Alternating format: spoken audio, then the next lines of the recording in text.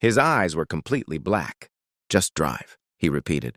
Andre's hands shook as he obeyed. The car filled with a cold smell like burning metal. The man whispered strange words under his breath, and every light they passed flickered out. Andre's phone screen glitched. The GPS spun wildly. "Sir, please, I can't," he started, but the man interrupted. "You shouldn't have come here." Andre slammed the brakes and looked back. The seat was empty. Just silence. His dashboard flickered back to life, showing the message, "Trip completed." But there was no fare, no route history. When he got home, his wife noticed his Uber jacket smelled like smoke. He checked the back seat. A faint handprint burned into the leather. These are real stories from drivers, passengers, and people who trusted the ride but ended up face to face with something beyond explanation. Maybe these experiences are warnings, or maybe they're echoes of people who never made it home. So the next time you open that app for a late-night ride, take a moment to look around. Check the driver, check the car, check your gut feeling. Because sometimes the scariest part isn't being lost. It's realizing you're not alone in the car. Not all Uber rides are about getting from point A to point B. Sometimes they're about fate, twisted, dark, and unexplainable fate that waits for you when you least expect it.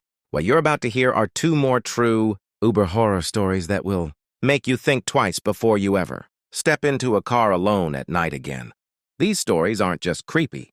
They're the kind that linger in your mind, the kind that make you check the back seat before starting your own engine. The first story comes from Maya, a nurse from Phoenix, Arizona. She often worked overnight shifts and relied on Uber to get home safely after midnight. It was around 3:15 a.m. one night when she booked her ride. The driver's name showed up as Kevin, silver Camry. The car arrived right on time. Clean and ordinary looking. Maya got in, exhausted. The driver greeted her in a low voice. "Rough shift." She nodded and leaned back, half asleep. Everything seemed fine for the first few minutes, until she realized something strange. The route on her Uber app wasn't moving. The map showed her still at the hospital, even though they were already driving through residential streets. "Hey," she said, rubbing her eyes. "I think the app froze." The driver didn't respond. She leaned forward. "Kevin, did your GPS stop working?" Still nothing. His face was pale, almost gray in the dashboard light. That's when she noticed. He hadn't blinked once since she got in. Maya's pulse quickened. She suddenly reached for her phone, but the screen went black. No signal. The road ahead was dark and unfamiliar. "Sir, can you please stop the car?" she asked firmly. Kevin kept driving, whispering something under his breath. The word